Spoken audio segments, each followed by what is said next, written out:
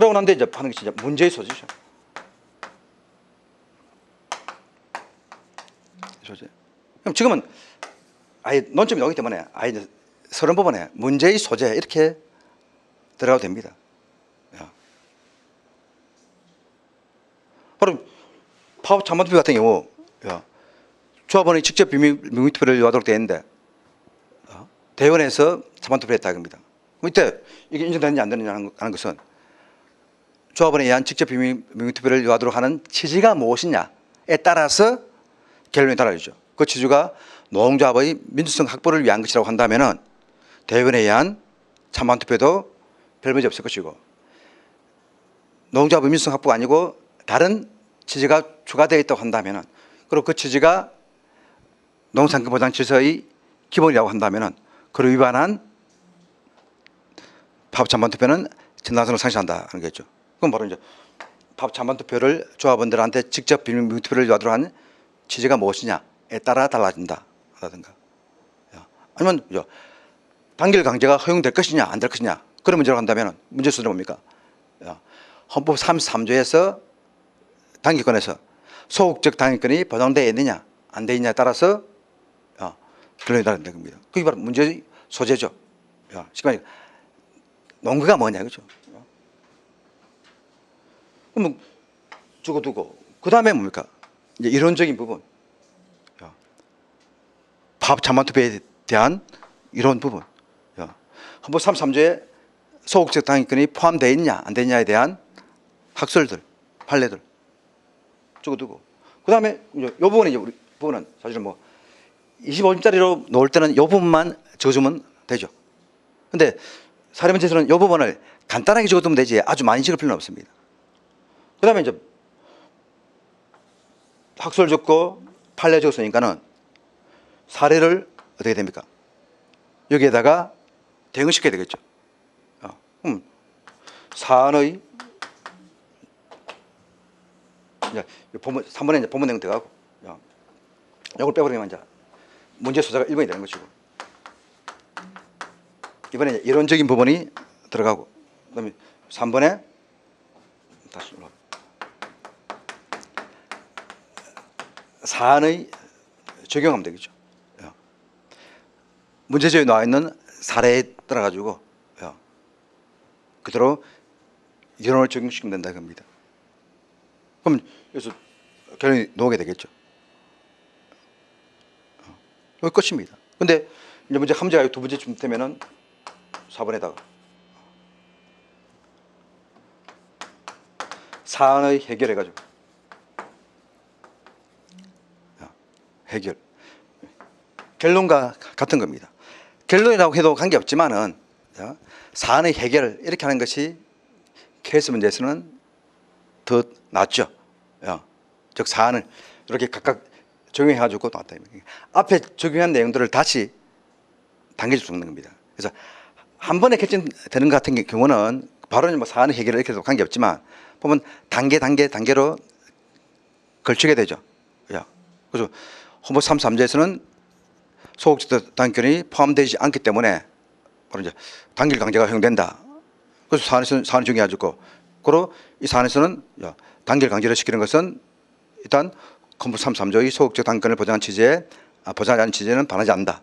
해놓고 그 다음에 이제 단결 강제 허용되더라도 어디까지 허용되느냐 하는 그런 문제까지 있죠. 그럼 그 문제 다시 이론 적고, 그다음에 사안의 적용 부분에서는 사안에서는 보니까는 단결 강제는 단결 강제인데 특정 노조에 가입을 강제하는 제한적 단결 강제다라는 겁니다. 이번에서는 이제 제한적 단결 강제는 우리 헌법에 따르게 되면 허용되지 않는다. 근데 또 사안에서는 제명된 경우는 해고하지 못한다고 한다든가 다른 보호장치가 되어 있다 겁니다. 그러면 이런 경우에 또 어떻게 되느냐? 그러면 다시 이제 거기에 대한 학술들이 있죠. 판례들이 있죠. 그에 대해서 두고 이 사안 같은 경우는 제명된 경우에도 탈퇴하고 다른 노조에 가입한 경우에도 해고하지 못하도록 되어 있기 때문에 현행 노조법 81조 2호에 반하지도 않고, 그리고 헌법의 취지에도 반하지 않는다. 그러면 세 단계의 사안의 적용이 되겠죠. 그런 같은 경우는 이제 사안을 해결해 가지고 첫째, 소극적 단결권은 우리 헌법에 보장되지 않기 때문에 케이스의 노동조합에 가입하도록 근로계약에 부수한 반조합적 계약은 무효가 아니고 유효하다. 근데 둘째, 특정 노조에 가입한 것이기 때문에 이는 법에서 금지하는 반조합적 계약이 될 수 있다. 뭐 셋째, 그렇지만 예외 조항을 두었기 때문에 이 경우에는 예외 조항대로 하게 되면은 무효가 아니다. 이런 식으로 정리해 나가야 된다는 겁니다. 이걸 잘해. 그래서 제가 볼 때는 봅니다. 어차피 지금은 사법시험생들이 많이 들어왔기 때문에 굉장히 상당히 힘듭니다. 근데 오히려 이제 좋은 점은 그겁니다. 문제 추세가 밖에 나갔다 겁니다. 또 결론적으로 뭐 사법시험생들이 많이 들어왔지 결론적으로 합격자들이 많아졌던 뭐든 간에 이런 것 때문에 이제 바뀌었지만 어쨌든 간에 확 바뀌어버렸습니다. 그러면 여기서 이제 경쟁률이 높아진 상태에서 살아남는 방법은 어느 때보다 어떻게 집중적으로 공부해야 되고 정확하게 답안지 적는 연습을 해야 된다 하는 겁니다. 그래서 다행히 좋은 점은 그겁니다. 여전히 학원 강사들은 이때까지는 대충 했기 때문에 왜? 사법시험생들이 그렇기 때문에 자기들끼리 경쟁이기 때문에 아무리 답안지 못 써도 어떻게 됩니까? 250명은 합격한다는 겁니다. 최소 인원 합격자라고 하는 것이 패단이 겁니다. 다 엉망이더라도 250명은 합격한다. 그래서 옛날에 250명 뽑지 않을 때는 학원에서 어떻게 가르치느냐에 따라서 합격자 수가 들쭉날쭉했습니다. 지금은 무조건 250명. 근데 이때까지는 사법시험 수험생들이 없었기 때문에 상대적으로 조금 좀 쉬웠습니다. 근데 지금은 이제 학원 다닌데 가지고 쉽게 되지는 않겠죠. 근데 더 웃기는 것은 사실 수험생들은 2차 학원은 잘 안 간다라고 하는 겁니다. 또 답안지 적기 위해서 간다 하더라도 다행입니다. 제대로 이렇게 적는 사람들은 별로 없을 겁니다. 학원 강사들이 이렇게 잘 안 가르치니까는. 물론 이걸 흉내내는 사람들도 있습니다만은 그 안의 내용을 본다면은 또 비논리적입니다.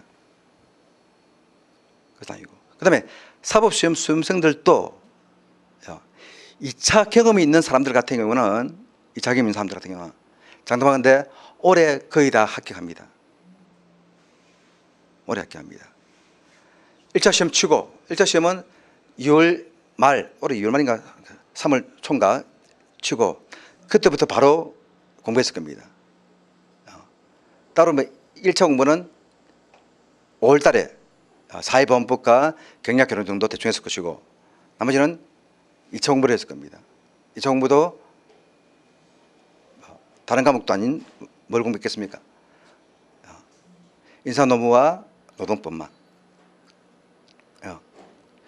행정정수법, 민사소송법은 이쪽 경험 있는 사람들은 거저 먹기니까. 그 다음에 이제 1차 끝나고 난 뒤에 6월 이후에는 답안 적는 연습 했겠죠. 그리고 학원에서 뭐라 하든 간에 얘들은 이랬었습니다. 제가 이렇게 목차 잡은 것은 내가 마음대로 만드는 것도 아니고 사실 공부하는 학생들 어떻게 답안지 적는가, 그리고 사실 소음서에 어떻게 적혀 있는가, 그리고 사법시험 채점하는 교수들이 어떻게 이야기를 하는가, 그걸 보고 제일 무난한 것이 바로 논점 정리, 문제의 소재, 사안의 적용, 사안의 해결, 이런 식입니다. 말은 똑같이 한다 하더라도 이런 식의 의미로서 목차를 잡고 있습니다. 그리고 이 의미에 대해서 생각하면서 뭘 적어야 될지를 생각해 보면은 답이 주도록 그냥 넣어죠. 그러면은 따로 머릿속에 정리해둬야 될 것은 이론적인 부분 있죠. 25점짜리 문제를 넣을 수 있는 그런 이론적인 부분인데 이 부분도 옛날에는 그 부분을 누가 많이 적느냐가 중요했지만 지금은 이론적인 부분은 비중이 안 크다 이겁니다. 그걸 너무 많이 암기한 학생들은 그만 적습니다. 그거 좀 안 됩니다. 그 부분은 핵심적인 내용만 적고 누가 사안을 적용하면서 답안지에서 제일 많이 될 것이 사안의 적용 부분입니다. 이런 부분을 사례에 대입해 가지고 논리적으로 전개해 나가는 그런 부분입니다. 이렇게 한다면 사실 2차 경험이 있는 수험생들을 제외하고는 여러분들이 앞설 수 있습니다. 왜? 2차 경험자들은 올해 많이 합격할 것이고 남아있다 하더라도 내년쯤 되면은 50명도 안 될 겁니다. 사실 이따 공무원 사람 중에서 2차 경험이 있는 사람들이 그렇게 안 많습니다. 그리고 오랫동안 2차 경험이 있다. 근데도 불구하고 합격하지 못했다 하는 사람들은 답안지 적는데 하자가 있습니다. 뭔가 하자가 있습니다. 그걸 바꿨으면 쉽게 합격할 건데 바꾸지 않았기 때문에 노무사 시험도 쉽지는 않을 겁니다. 그 다음에 이제 1차 경험만 있는 수험생들 같은 경우는 노무사 1차는 쉽게 되겠지만은 2차는 마찬가지로 경험이 없기 때문에 여러분들하고 차이가 없습니다. 차이가 없습니다. 그러면 이제 운 좋게 제대로 답안지 적는 방법을 배우게 되면 좀 쉬울 거고 그렇지 않으면 좀 힘들 겁니다. 그 다음에 또 한 가지가 사소한 거지만 글씨.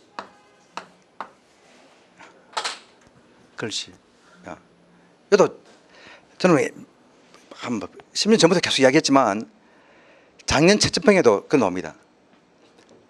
글씨를 잘 적으라는 게 아닙니다.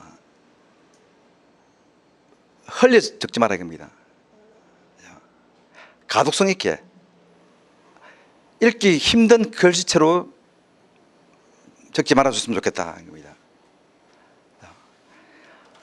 잘 적어도 한 답안지를 5분 만에 봐야 되는데 그리고 답안지 막 보다 보면 사람의 인상 감정이 상합니다.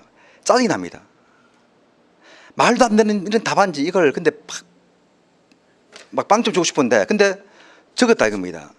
이거는 빵점을 못 줍니다. 그런데 대충 양 보고 주기도 그렇고 그래서 기본적인 양심이 있기 때문에 귀찮으면 그냥 대충 합격하지 않을 점수 같은 거는 되게 주겠지만 그래도 나름대로 좀 줘야 되겠죠. 또 차이를 둬야 되겠죠. 두 명이 다 엉망이다 이겁니다. 두 명이 다 10점 줄 수는 없다 이겁니다. 내용 읽어보면 한 명은 7점, 한 명은 13점이다 이겁니다. 요 점수 받아가지고 합격 못하겠지만 그래도 둘 다 10점 주면 안 되겠죠. 잘 적은 답안지는 점수 쉬운데 이런 흐집한 답안지는 힘들다 이겁니다. 내용도. 그런 와중에 글씨도 알아듣기 힘들다. 바로 7점 주고 말아버립니다. 그래서 아주 잘 적은 명필을 원하는 것이 아니고 출제위원들은 좀 쉽게 읽을 수 있는 그런 글씨체만 원합니다. 그래서 약간 그러니까 애인한테 편지 쓸 때 이쁘게 적기 위해서 막 글자를 꼬부리 그렇게 하죠.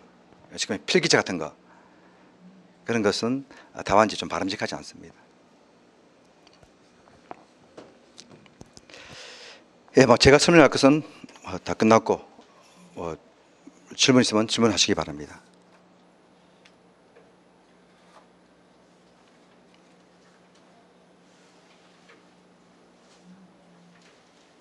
네.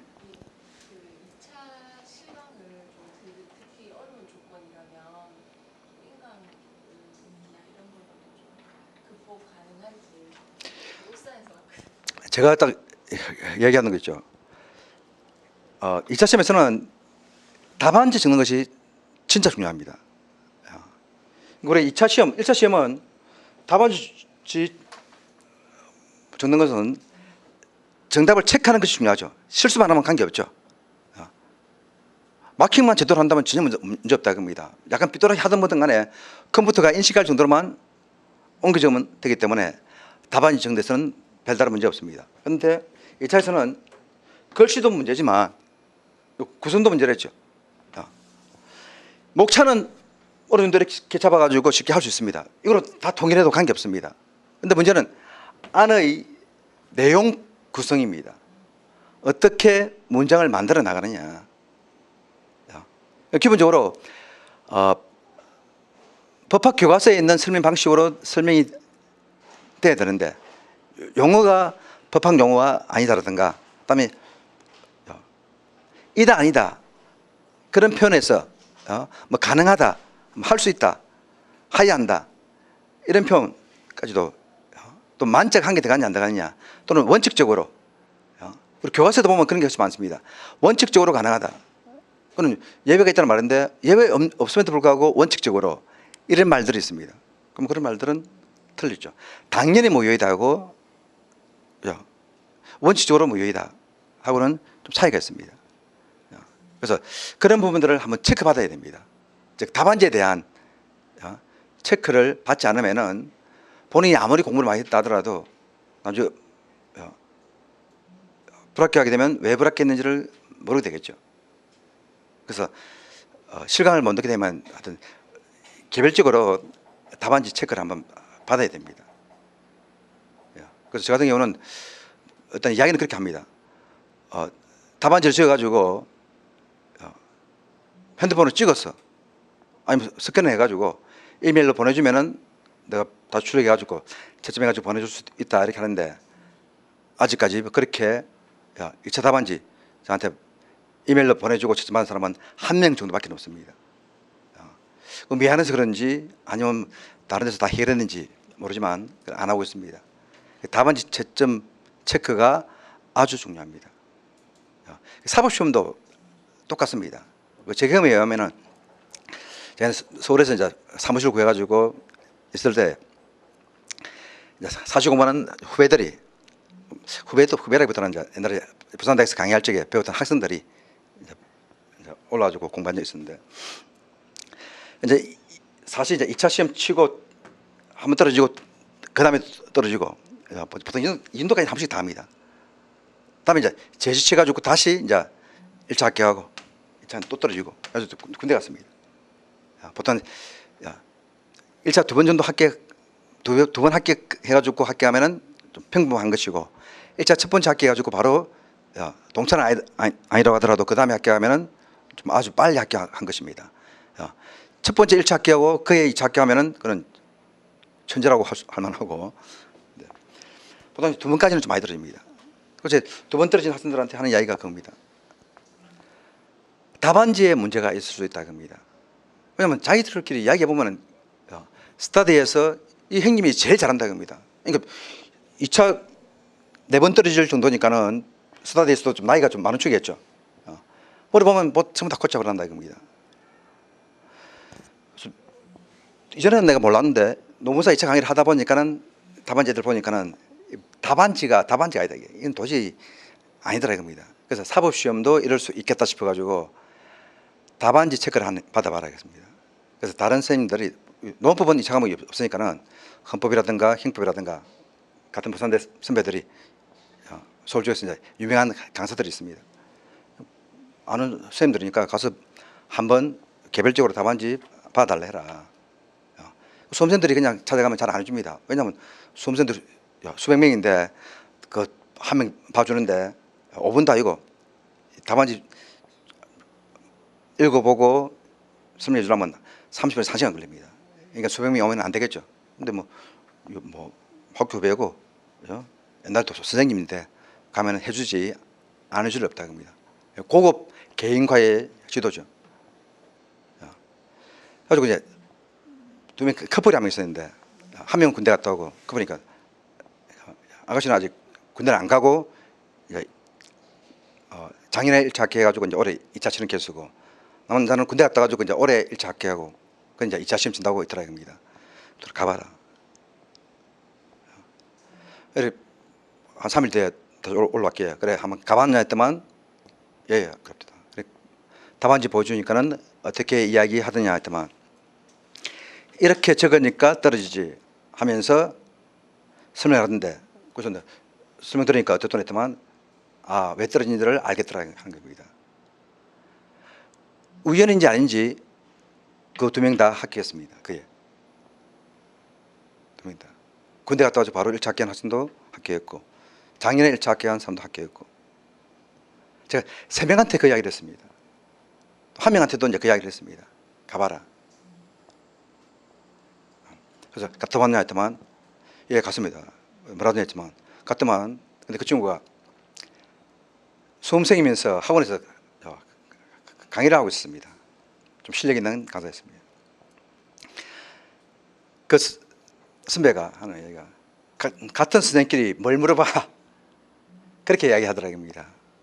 농담으로 그런 말 했는데 그러니까 멋져가지고 그냥 들고 왔더라고요. 물어보지 왜 안 물어봤냐 그렇게 이야기하던데요. 그것 때문인지 교충을 합격 못했습니다. 그래서 우연일 수도 있겠지만 제가 아는 한도 내에서는 우연이 아니고 답안지를 어떻게 적느냐 하는 부분이 특히 사시생들 같은 경우는 합격 불합격이 0.5점 차이 그 안에서 왔다 갔다 합니다. 그러면 좀 더 잘 돼야 되는데 보통 이제 사실 0.5점 차이로 떨어진 학생들 같은 경우 왜 떨어졌다고 생각하냐 하면은 그럽니다. 한 줄만 더 적었으면 합격했을 건데 한 줄을 덜 적었습니다. 그렇게 이야기합니다. 농담인지 아닌지. 왜냐하면 사생들은 답안지를 빡빡하게 쳐옵니다. 안 뜹니다. 답안지도 적혀주고 추가로 안 줍니다. 주어진 답안지 안에 최대한 적어야 되니까 글씨도 가급적이면 작게 적습니다. 그래야지 많은 내용이 들어가니까. 저는 그래서 반대인데 하여튼 학생들은 그렇게 합니다. 그래서 한 줄 덜 적기 때문에 떨어졌다 이렇게 하는데 내가 볼 때는 한 줄 문제가 아니고 정확하게 함축적으로 못 적은 것이 문제가 안 되겠는가. 답안지에 대한 이미지 문제죠. 그래서 오히려 답안지를 좀 못 적었는데 글씨를 잘 적는 학생들은 합격할 수도 있습니다. 대학교 교수들이 그렇게 얘기합니다. 글씨에 현혹되면 안 되는데 그런데 글씨를 잘 적으면은 점수를 잘 주고 싶다 이겁니다. 사람의 인상 그렇습니다. 우리가 똑같은 기능을 가지고 있는 하더라도 디자인이 좋으면 마치 성능이 좋은 것처럼 느껴지죠. 차도 아무리 다 성능 객관적으로 비교해보고 타보니까는 이 차가 더 파워가 센 것 같은데 디자인이라든가 그런 거 보고 바뀔 수 있다 겁니다. 그리고 그것 때문에 디자인이 좋다 이것보다는 이 차가 낫다라는 생각이 하게 되는다 이겁니다. 거의 아주 적지만은 당락에 영향을 미칠 수 있습니다. 그래서 실강을 듣지 못하는 사람들 같은 경우는 중간중간에 답안지를 작성해가지고 채점을 받아보면 됩니다. 저 같은 경우는 그렇게 하라고 합니다. 저도 뭐 채점해주면 귀찮기 때문에 그냥 막 강의 열심히 듣고 그러면 자연적으로 답안지 뭐 잘 적습니다 이렇게 하면 속편하겠지만 그거는 거짓말이고 그래서 체크를 몇 번 받아봐야 됩니다. 체크 몇 번 받으면은 빠른 사람들은 한 30분 만에 끝낼 수 있고 왜냐면 내용 하나하나 다 뭐 요거는 이렇게 적어야 됩니다. 이런 식으로 했다가는 이거는 도움이 되는 것이 아닙니다. 내용이 중요한 것이 아니고 서술 방법, 표현 방법 그런 것만 체크해주면 됩니다. 물론 이제 글을 잘 적는 사람들 같은 경우 평상시에 뭐 일기를 적다든가 글을 많이 적었다든가 그런 사람들 같은 경우는 좋은 사례집만 가지고도 좋은 답안지를 만들 수 있습니다. 왜냐면 이제 아무래도 사람들이 하는 것이 자기가 읽은 책을 바탕으로 해가지고 그런 문장체를 자기도 모르게 따라 적게 됩니다. 그래서 좋은 책이 중요한 것은 내용도 좋지만은 문장력이 좋은 책을 봐야지 자연스럽게 이런 문장이 눈에 익으니까 따라하게 되고 문장이 엉망인 책을 보게 되면 그에 따라서 뭐 할 것이라고 생각하는 것이 타당하다 이런 식으로 막 적기도 합니다. 그래서 제일 좋은 건 하여튼 체크 받아 보면 됩니다. 예, 그다음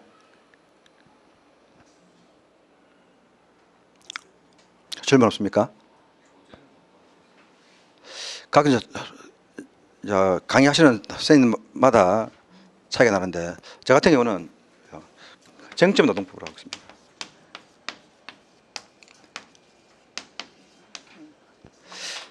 6판인가 책이 나왔다가 제가 2010년 정도부터인가 노무사 강의를 안 했습니다.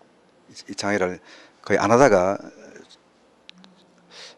작년부터 사실 재작년 11월 달부터인가 부산에서 강의를 시작했습니다.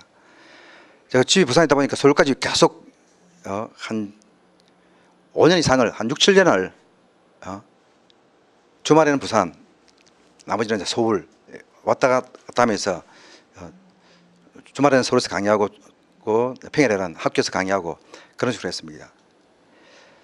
근데 한 해 갈수록 너무 힘들고 피곤하고 그리고 좀 이제 노무사 쪽에서는 내가 학원을 옮기면서 약간 이제 수강생도 없고 이렇게 하다 보니까 제가 강의를 안 해버렸습니다. 그러면서 이제 정점 농부책을 한 3, 4년 동안 안 내다가 작년에 다시 이제 시험 추세에 맞춰 냈습니다. 제가 책을 안 내면 개정판을 그대로 낼 수 있었는데 2차 시험에서 시험 과목이 한 과목 추가됐죠. 옛날에는 행정정수법이 선택 과목이었습니다. 필수 과목으로 되면서 바뀌고 농법 1, 2가 합쳐지고 그러면서 문제 유형이 케이스 문제가 매년 한 문제씩 나오는 걸로 바뀌어버렸습니다. 근데 이전 책은 케이스 문제 위주가 아니고 판례 위주가 아니고 이런 위주로 된 책이다 겁니다. 그래서 저 책이 나왔을 때는 굉장히 호응이 컸고 저 책 때문에 돈 많은 사람이 많았지만 문제 유형이 바뀌기 때문에 그 책을 그대로 낼 수는 없었고 그래서 개정 작업을 해야 되는데 책 개정 작업이 전면 개정하게 되면 한 달, 두 달만 안 됩니다. 1년 정도 걸립니다. 근데 물론 실력 좋은 강사들은 한 달, 두 달 만에 막 책 만들어내고 합니다. 저는 실력이 없어가지고 한 달, 두 달 만에 개정판 못 만듭니다. 그래서 한 1년 정도 준비했는데 다 완성이 안 돼가지고 미루다가 작년에 강의하면서 부랴부랴 판례 다 찾아가지고 판례 위주로 완전히 바꿔버렸습니다. 그리고 이제 작년에 시간 부족해가지고 약간 추가 못한 거라든가 그 다음에 이제 올 초에 새로운 판례가 많이 나왔다 이겁니다. 이전까지는 농법 판례는 매년 한두 개밖에 안 나옵니다. 새로운 거는. 근데 올 초에는 상당히 많이 나왔습니다. 그래서 그런 부분들을 이제 반영해가지고 다시 이제 개정한 거는 10월 초에 나올 겁니다. 아직까지 안 나오고 있습니다. 마지막 확인하고 있습니다. 그래서 그 책으로 할 것인데 판례는 거의 다 포함되어 있을 겁니다. 이게 판례 위주이기 때문에 판례를 가지고 문장을 만들어 가지고 서술되기 때문에 지금 시험에 좀 적합합니다. 그래서 저거 본다면 따로 판례를 찾아보고 할 필요는 없고 다만 이제 그때 가지고 저 판례를 인대 가지고 전부 다 이해되는 건 아니겠죠. 나름대로 판례 이론을 좀 정리해 둬야 됩니다. 다른 책은 작년에 이제 각자 선생님들이 자기가 알아서 책을 했는데 법적 과목을 담당하는 선생님들 같은 경우 행정정수법 같은 경우는 쟁점 행정정수법 조문 해설해 가지고 행정정수법 조문에다가 사례 문제를 안에 포함시켜 가지고 하고 있던데 그것만 보면 충분하다고 합니다. 그거 하면서 이제 보충적으로 내용을 추가해 가지고 강의를 하는 걸로 알고 있습니다. 그래서 올해 같은 경우 우리 2차 심화 강의 수강생이 1차 합격하고 2차 시험을 쳤기 때문에 기본적인 내용밖에는 못 줄 거라 그런 생각하고 또 그렇게 제가 이야기했습니다. 기본적인 내용만 적으라 했는데 행정정수법 같은 경우 선생님이 중요하다고 했던 것 세 가지가 다 놓았더라 그렇게 이야기합니다. 물론 이제 행정정수법 선생님한테 그 이야기 했더만은 두 문제는 자기가 강조한 것이 놓았는데 한 문제는 강조한 건 아닌데 뭐 반 정도가 강조한 거기 때문에 뭐 그렇게 생각할 수도 있겠습니다. 그렇게 이야기했습니다. 그러니까 분량은 적지만 사실 또 행정정수법은 분량이 안 많습니다. 그러니까 케이스 문제가 나오니까는 케이스 문제가 나오는 것은 딱 정해져 있댔죠. 케이스 문제는 제대로 사고방식, 법에 대해서 아는 사람들 같은 경우는 농법이든 행정정수법이든 민사소송법이든 바로 잡습니다. 그러면 공부하기가 쉽습니다. 그래서 행정정수법도 그처럼 하면 충분하고 민사소송법 같은 경우는 선생님이 작년에 다른 책을 했는데 올해 자기 책으로 하고 싶다 해가지고 자기 책을 12월까지 끝내고 그래서 원래 10월 달에 강의해야 되는데 강의는 1월 달에 하고 싶다 그렇게 하고 있습니다. 그래서 이번 10월달 강의에는 없을 겁니다. 근데 민사소송법은 법이 바뀌는 것이 아니까 일단 강의 듣는 사람들은 인터넷 강의는 올 초에 한 것이 있으니까 그 민사소송법 강의를 듣고 1월 달에는 이 책 말고 강사 선생님이 선책으로 하니까 심화 강의는 그 책으로 듣고 이렇게 하면 될 겁니다. 그래서 민사소송법 쌤도 좀 신뢰할 수 있을 겁니다.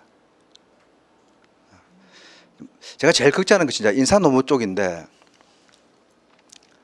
우리 좀 팀에서는 인사노무 쌤이 실력이 없다고 하는 것이 아니고 인사노무 자체가 원래 서울 쪽에서도 범위가 없습니다. 범위가. 그래서 어디까지 정리해야 되는지 그에 대한 것도 없고 한때 유명한 강사들이 있었는데 짜고 치는 그런 한 비법으로 그죠? 편법적으로 해가지고 좀 문제를 잘 찍은 적도 있습니다. 약간 좀 의심스러운 방법으로. 그렇기 때문에 그 사람들이 실력이 있었던 건 아니고 어디서 출제될지도 좀 알 수 없는 그런 부분입니다. 그렇기 때문에 그것까지 커버하는 선생님을 좀 찾으면 좋은데 제가 서울 쪽에서 강의하면서도 하여튼 인사노무 선생님을 적합한 사람 찾기가 좀 힘들었습니다. 우리 지금 하시는 강사 선생님 같은 경우는 실무자이기 때문에 그런 쪽에서는 좋은데 제가 법 쪽은 좀 알아도 인사노무 쪽은 강의를 들어도 그 강의가 좋은지 안 좋은지 그걸 모르기 때문에 감히 요 강의만 들으면 된다 100% 추천을 하기 힘듭니다.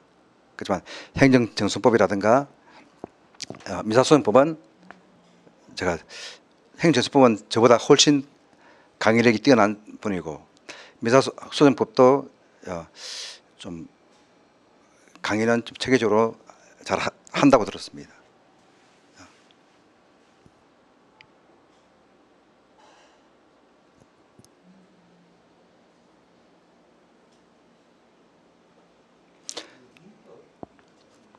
예.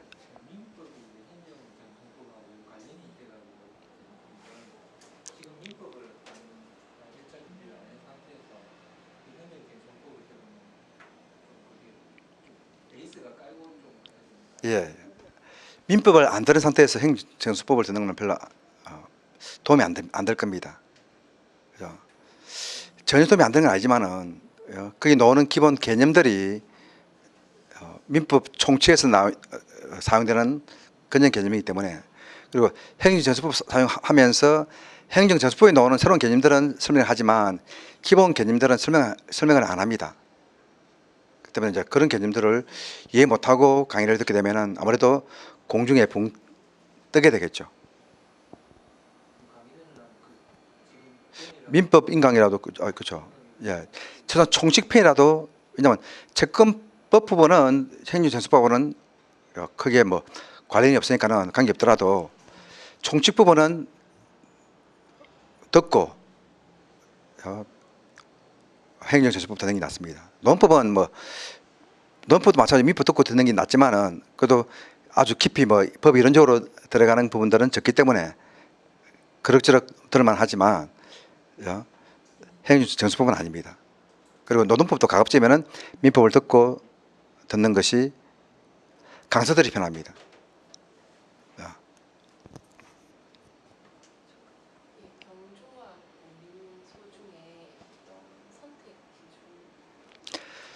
보통 법대생들은 민소를 좀 하는 경우가 있고,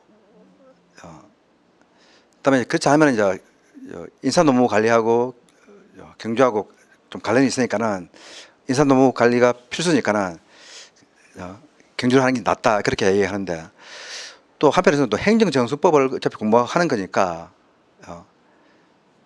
행정정수법만 공부하다 보면은 아무래도 좀 따라가기 힘드니까 그러면 좀 약간 유사한 민사소송법까지 같이 하면은 행정정수법도 좀 더 올라가지 않겠는가 하는 그런 이야기도 있습니다. 그래서 한번 행정정수법이라든가 인사노무관리 좀 공부된 상태에서 경영조직론하고 민사소송하고 강의를 한번 살짝 들어보고 내가 어떤 것이 더 쉽겠는가 그렇게 판단하는 것이 좀 좋겠습니다. 그래서 경영조직론 같은 경우는 또 인사노무와 마찬가지로 범위가 좀 애매할 것인데 민사소송법 같은 경우는 법만 내된다고 한다면은 케이스 문제로 노는 것은 정해져 있다 겁니다. 그래서 오히려 이제 기본적인 용어를 알면은 오히려 범위를 더 축소할 수 있습니다. 그래서 서울 쪽에서 강의하는 사람 중에서 민사소송법 강의하는 사람이 한 명 있던데 제가 학교생한테 한번 이제 이야기를 이제 부산에 있는 학교 학생인데 저는 학교 법대 법학과에 가게 되면 이제 논문서 공부를 해라 하니까 그래서 1차 합격하고 서울에 가서 이제 강의를 수강했는데 다른 사람들은 그 과목 잘 안 듣는데 자기는 그 과목 한번 들어보니까는 내 강의하는 스타일하고 비슷하더랍니다. 내가 강의 저는 갑자기만 빼고 강의한대. 요거 빼고 중요한 건 요것만 하면 된다. 그렇게 하는데 그 사람도 민사소송법 다 할 필요 없이 이런 부분만 하면 충분합니다. 그렇게 해가지고 부담 없이 강의 들었는데 쉽게 공부했다. 쉽게 해가지고 합격했다. 그런 이야기를 합니다. 그래서 역시 어떤 법 과목이라고 하는 것은 다 그렇습니다. 1차는 구석구석에서 놓을 수 있지만 그래도 구석구석도 놓는 게 딱 정해져 있죠. 마찬가지로 2차도 그냥 일반 문제는 알 수 없지만 케이스 문제는 찍을 수가 있습니다. 케이스 문제 아닌 거는 살찌기 힘듭니다. 케이스 문제는 일단 판례가 있는 문제, 그다음에 사례 문제로 만들 수 있는 문제 이렇게 되니까는 딱 정해져 있죠. 그래서 오히려 그런 부분에서는 약간 쉬울 수도 있습니다. 예. 자, 그다음에 제가 빠뜨린 것이 이런 답안지 적는 거 제가 경험적으로 해보니까 답안지 적는 것을 옛날에는 2005년경에는 제가 2000 보니까 6년부터 제가 2005년 11월 달부터 서울 가서 강의를 했던데 그 당시만 하더라도 답안지 적는 강의를 4월 달부터 시작했습니다. 각 학원에서. 그때 학원이 해봤자 한 군데밖에 없습니다만은 4월부터 모강해가지고 모의고사 치고 답안지 적는 연습을 했습니다. 내가 받겠다. 최소한 2월 달에 해야 된다. 그래서 1, 2월 달에 하는 게 낫다. 그래야지 답안지 적는 연습하고 거기에 맞춰서 모범 답안 작성해뒀다가 공부를 하지. 미리 공부해뒀는데 4월 달에 답안지 적는 걸 배우게 되면은 앞에 준비해둔 것이 도움이 안 되죠. 그렇게 이야기했습니다. 근데 지금 보니까는 제가 몇 년 동안 강의 안 하다가 학원 카리큘럼 보니까 전부 다 1, 2월 달 되면은 답안지 적는 강의부터 들어갑니다. 제대로 받겠다 그렇게 볼 수 있습니다. 제가 이야기한 대로 다 바뀝니다. 옛날은 1차 공부 따로 2차 공부 따로인데 지금은 당연히 전부 다 2차부터 공부 먼저 해라. 최소한 노동법은 2차부터 해라. 그런 이야기가 이제 일반화되어 있죠. 제가 다 했던 이야기입니다. 근데 지금은 이제 제가 이제 이야기하듯이 전부 다 사례 문제가 나오죠. 그러면 사례 문제 같은 경우는 사실 답안지 문장이 좀 차이가 납니다. 사안을 적용하는 이런 부분들은 일반 책에서는 잘 없죠. 그렇기 때문에 이거는 각자 따로 연습할 수밖에 없습니다. 그러니까 제 말은 더 빨리 연습해야 된다는 겁니다. 그래서 저 같은 경우는 일단 10월 달에 기본 강의할 때 일단 사례 문제는 아니더라고 하더라도 답안지 적는 연습을 우리 기본 이론 강의지만 1차적으로 시킬 생각입니다. 즉 10월부터 답안지 적는 연습을 해야 된다는 겁니다. 그래서 한꺼번에 모든 문제를 할 필요는 없고 핵심적인 문제만 반복적으로 적는 연습을 해가지고 한 개 가지고 틀을 만들어 두면은 그 다음부터는 쉽지 않겠는가 그런 생각을 했습니다.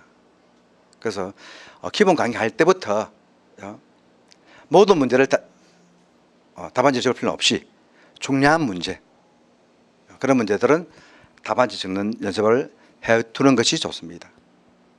그리고 이제 심화학습 할 때는 1월부터 갈 때는 연습하는 것이 아니고 실전 시험처럼 그렇게 해 나가면서 보완해 나가야 됩니다. 즉 지금 이제 법대생들이 많이 들어오기 때문에 누가 답안지를 잘 적느냐. 범위가 넓으면은 법대생들이 유리한데 범위가 좁기 때문에 이제는 같습니다. 그러고 본다면 답안지로 함축해가지고 법대생보다 답안지를 더 잘 적어야 되겠죠. 그래서 10월부터 바로 답안지 적는 연습을 하는 것이 좋습니다. 네, 좀 시간이 좀 많이 지났는데 추가로 질문할 것이 있으면은 요 설명이 끝나고 저한테 주문하면 제가 추가로 설명 드리도록 하겠습니다. 예, 오늘 설명회는 이것으로 마치도록 하겠습니다.